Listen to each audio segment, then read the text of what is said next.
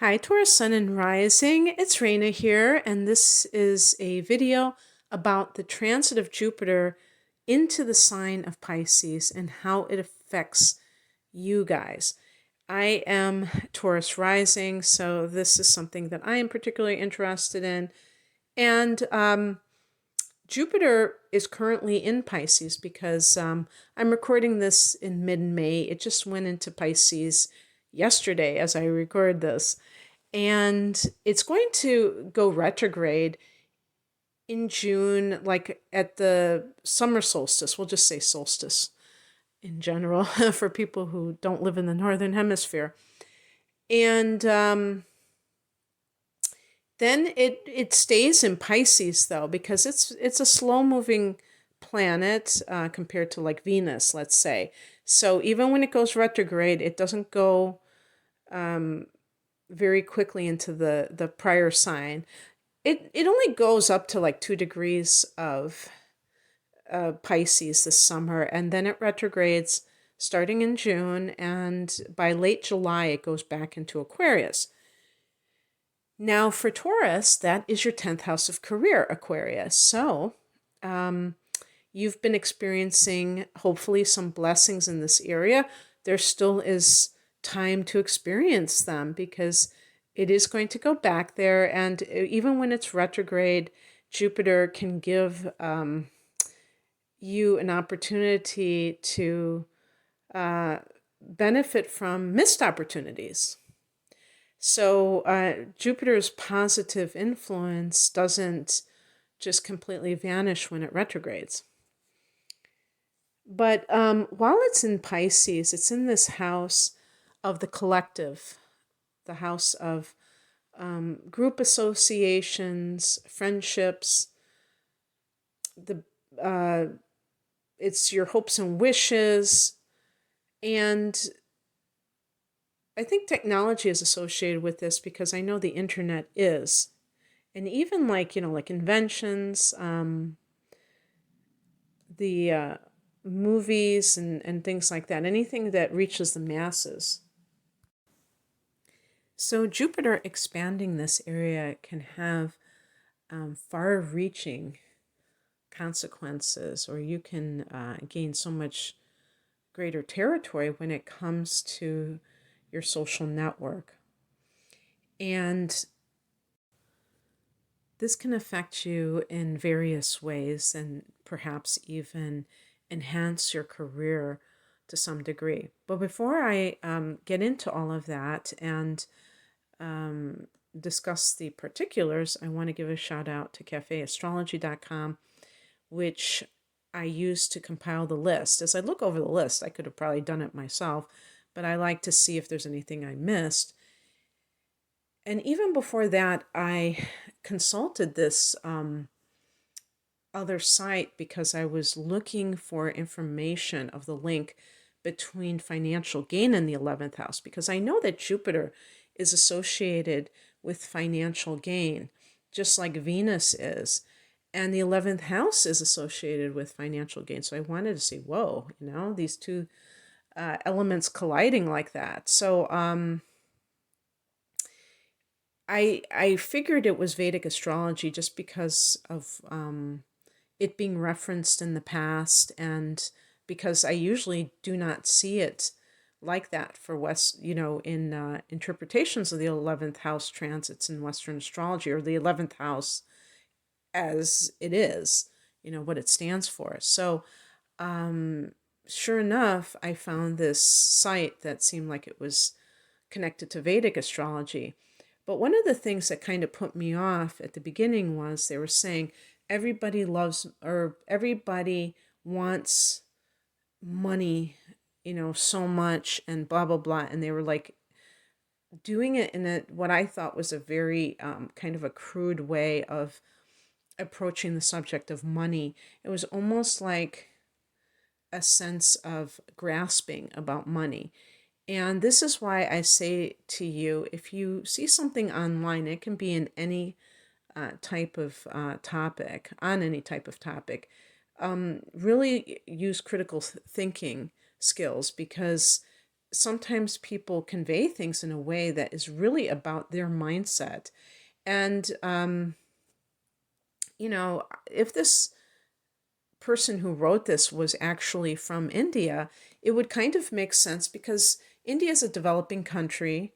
There has been in the past a lot of poverty that is, gradually being alleviated because India is developing um, from a standpoint of business investments. It's really like, you might even say it's exploding. I've been seeing more and more things as an American that are made in India.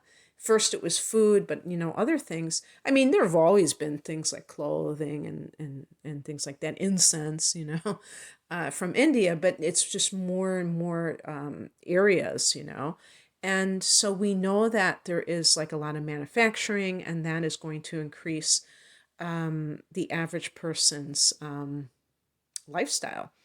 And young professionals in India are certainly doing very well themselves, to the point where they don't even have to come to a Western country to actually make a good living, because they can do it in their own country. And then the cost of living is probably so low that they can really do well. So um, that's changing, but it still is going to have that mentality that comes from when you come from a background of lack, where you're just trying to survive. So that is about keeping the body alive. But really, when we're talking about abundance, we're talking about something beyond that, and it's not just about dollars and cents. It's about a whole way of looking at life. And it's difficult when you're in survival mode, even when you don't need to be, but when you have memories of the past, to fully embrace this. And this is why I say that when we deal with issues of abundance, we have to come from a multilateral or perspective. I don't know if that's even the right way of putting it. We're multidimensional beings. I can say that.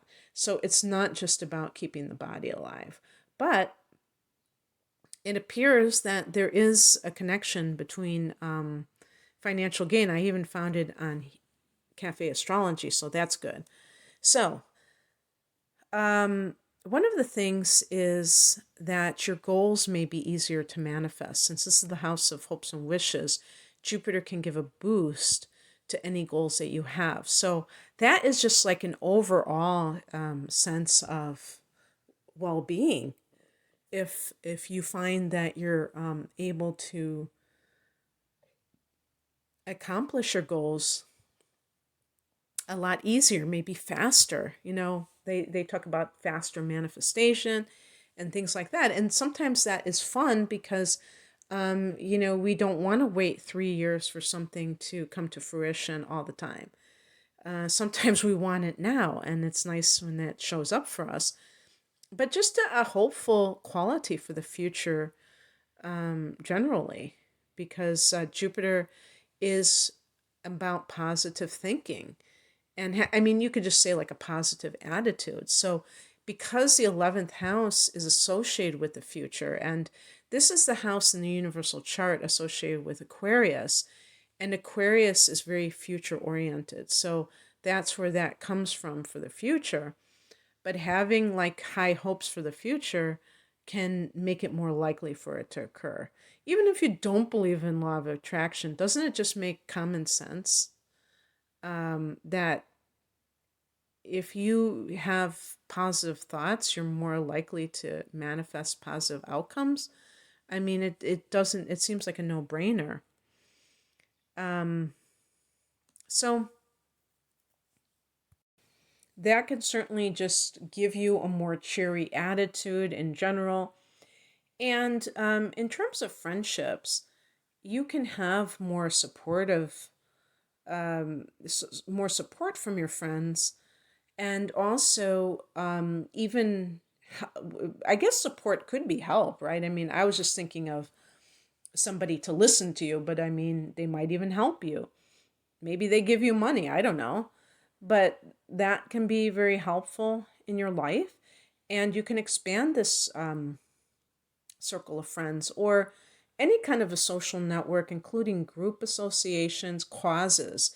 The 11th house can be causes. So if you're the kind of Taurus person who you really have a certain, um, passionate nature about life in general, this can be helpful for that, where you feel a sense of purpose as it relates to humanitarian concerns. With Taurus, if I were to be, I was going to say a betting man, but I'm not a man, a betting woman. Women can bet, can't they? Um, I would say something with like nature causes. So maybe animal rights or, um, endangered animals, uh, ecology. I was a kid from the 70s. I grew up, I went to school in the elementary school in the 70s, and we didn't say environment, we said ecology. And I was just saying to my partner how much I prefer that term for some reason. Maybe it's just like feeling a bit nostalgic, but I loved when we called it ecology. And there was a big movement, the first Earth Day was 1970. By the way, in Taurus, right, or April 22nd, at least on the cusp of Taurus. But yes, anything like that I could see Taurus doing. And, but also, this is an area I put far out and funky. That's how I paraphrased it. But things that are kind of like offbeat kinds of activities you may have more of an open mind for. And definitely Taurus, because you have Uranus in your sign, and Uranus is the ruler of this house, the ruler of Aquarius. So this is really emphasized for Taurians, this kind of thing. So yeah, um, Jupiter is going to expand your, maybe if you are like, I would say even like star seeds and things like that, galactic information, which I have been getting more into. It's still something that is hard to wrap my brain around, but I'm getting there a little bit, little by little, and maybe you will be doing so as well. So that's why I put it far out and funky interests increase. And so, in addition to that, let me see if there's anything else I wanted to say. Well, one thing I wanted to say about expanding your social circle, I'm an introverted person. And so that doesn't really appeal to me on its face, like this idea of like, oh, wow, just being with all these people all the time and stuff like that. Some of you, it might appeal to. But if you're like me, um, I think that what it can mean is that you can have in these types of interactions, but it will be meaningful for you. Because Jupiter is associated with your life philosophy. And so if you look at your life as being more than just like kind of killing time and just like hanging out and killing time, and you really feel like you want to do something with others, that you can feel the sense of accomplishment. This is the humanitarian house. So this can be like a cause that you feel strongly about. I mentioned, possible like animals and nature, but other things that you might also be very passionate about, like Habitat for Humanity is an example where if you're the kind of person who has skills in carpentry, I know a Taurus who's a carpenter, so that's actually quite perfect for somebody like that or somebody like you, because it's working with your hands, it's working with like actual tangible things, not just the mind. Although, believe me, you have to have a lot of mental skills to be a carpenter, including like geometry. I was just talking to my partner about, because that's his friend, and saying, he was saying, wow, this guy, has a lot of mathematical smarts. to be able to measure things properly and all of that. So it just gives you that sense of the tangible, those kinds of that kind of work, but you can also do that to help other people. And that might be something that you find very gratifying. And the point is that not only you're helping them, but you're also feeling good yourself about it. And that is really where it's at too. But it's not just a selfish desire. It's like both. You know what I'm saying? So anyway, I hope that this makes you stoked about this transit, and I hope that you dream big and try to find things that you really want to accomplish. If you would like to look at other transits in your chart, if you would like a natal chart interpretation, I have like double readings that are in depth, and they're for a special price. It's called the deep dive reading, and other types of chart readings. And you can find out more information at the link below. Thanks for listening. Take care. Bye.